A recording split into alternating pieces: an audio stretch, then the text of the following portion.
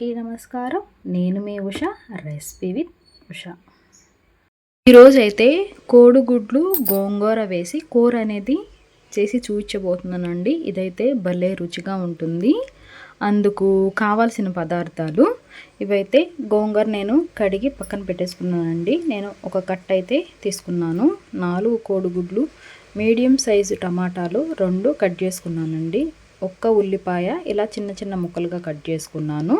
ఇక్కడ 8 పచ్చిమిరపకాయలు, 3 చిన్నులపాయలు పొట్టు తీసేసి పక్కకైతే పెట్టేసుకున్నాను. పసుపు, 1/2 టేబుల్ స్పూన్ అల్లం వెల్లుల్లి పేస్ట్, కారం, ఉప్పు, గరం మసాలా, కరివేపాకు. ఇప్పుడు ఎలా తయారు చేసుకోవాలో చూసేద్దాము. ఇప్పుడైతే కుక్కర్ తీసుకొని మనం ముందుగా కడిగి పెట్టుకున్న గోంగూర అయితే ఇందులో వేసేసుకోవాలి.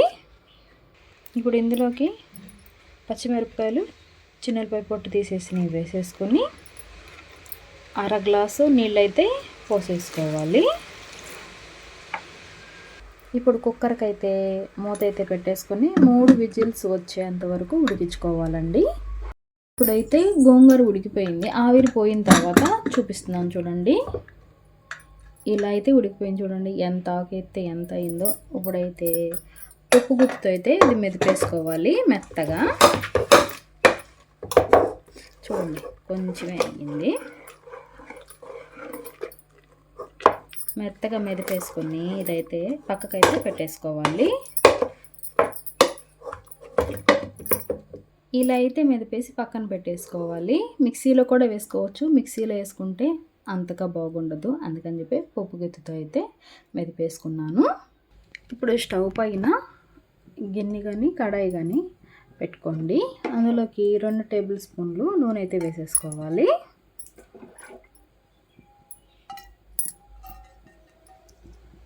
ఇప్పుడైతే నూనె అది కాగే లోపు మనం కోడిగుడ్లకైతే ఇలా చిన్నగా ఘాట్లు అయితే పెట్టేసుకుందాము.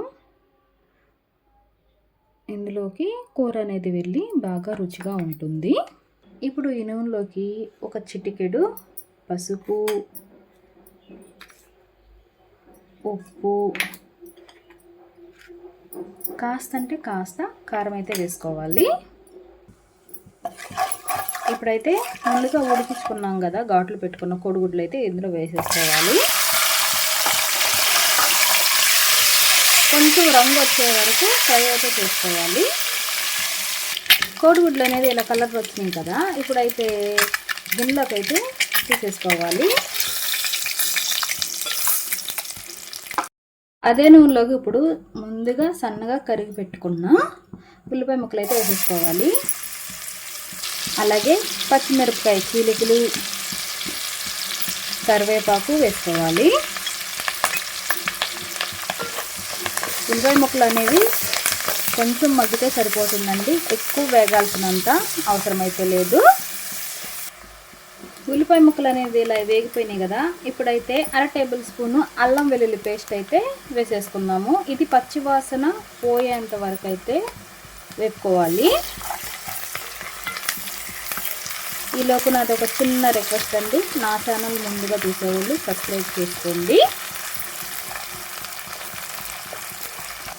మన ఛానల్లో అయితే కూర రెసిపీస్, స్వీట్స్, హెల్దీ అయిన లడ్డూస్ అన్నీ ఉన్నాయండి. నా ఛానల్ని చూడండి. ఇప్పుడైతే ఉల్లిపాయలు అయితే ఇలా అయితే వేగిపోయినాయి కదా. ముందుగా కట్ చేసి పెట్టుకున్న టమాటాలు అయితే వేసేసుకోవాలి. ఇప్పుడు ఇందులోకి ఉప్పు, కారం అయితే వేసేసుకుందాము. 1/2 టేబుల్ స్పూన్ వరకు ఉప్పు, కారం అయితే నేను స్పూన్ అయితే వేసుకుంటున్నానండి. ఎందుకంటే పచ్చిమిరపకాయలు గోంగూరలోనూ వేసాము, ఇక్కడ కూడా వేసాము. కొద్దిగా అయితే పసుపు కూడా వేసుకోవాలి. అలాగే గరం మసాలా కూడా వేసేసుకోవాలి. ఇవన్నీ వేసుకుని ఒకసారి అయితే కలుపుకోవాలి. ఇప్పుడైతే మూత అయితే పెట్టేసుకున్నాము. టమాటా అనేది తొందరగా మగ్గుతుంది.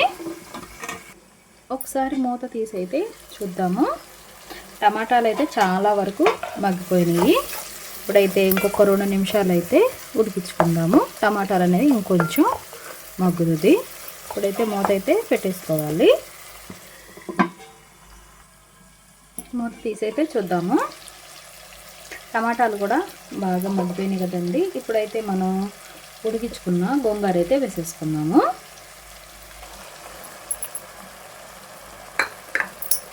వేసేసుకుని ఇదంతా టమాటోలోకి కలిసిపోయేలాగా అయితే కలుపుకోవాలి.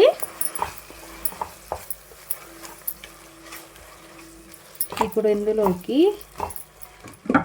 నేనైతే కుక్కర్లోనే నీళ్లు పోసేసుకుని ఇందులో అయితే పోసేసుకుంటున్నాను.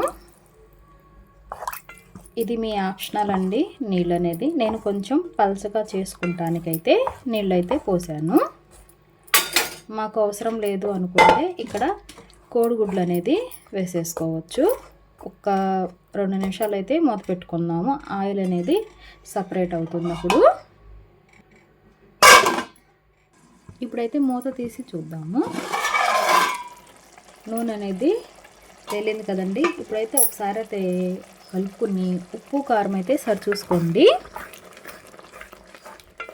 మొత్తం ఒకసారి ఇలా కలుపుకోవాలి. లేదంటే కిందది కలపపోతే అడుగంటుకున్నట్టుగా ఉంటుంది అన్నమాట. నేను ఒక 1/2 టేబుల్ స్పూన్ వరకు కారం అయితే వేసుకుంటున్నాను. నాకైతే కారం అయితే సరిపోలేదు. ఉప్పు కూడా 1/2 టేబుల్ స్పూన్ వేసుకుంటున్నాను.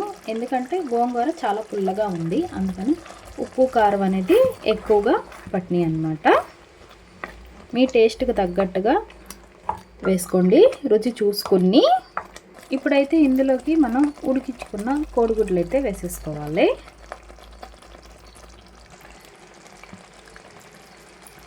ఇదైతే ఒకసారి నిదానంగా అయితే కలిపేసుకోవాలి.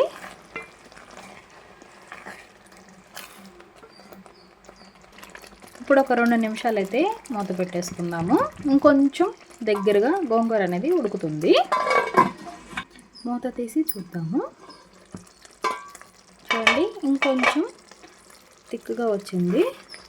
ఇదిగో ఈ స్టేజ్లో ఉన్నప్పుడైతే స్టవ్ అయితే ఆఫ్ చేసేసుకోవాలి. చల్లారిన తర్వాత ఇంకొంచెం గట్టిగా అయితే అవుతుంది. ఇప్పుడు స్టవ్ అయితే ఆఫ్ చేసేసుకుందాము. నా వీడియో అయితే మీకు నచ్చిందనే అనుకుంటున్నాను. నా వీడియో నచ్చితే లైక్ ఇవ్వండి. ఇదైతే అన్నంలోకే కాదండి, చపాతీలోకి కూడా చాలా బాగుంటుంది. మరిన్ని రెసిపీస్ కోసం నా పేజీని ఫాలో చేయండి. మరొక రెసిపీతో మీ ముందు ఉంటాను. Recipe with Usha.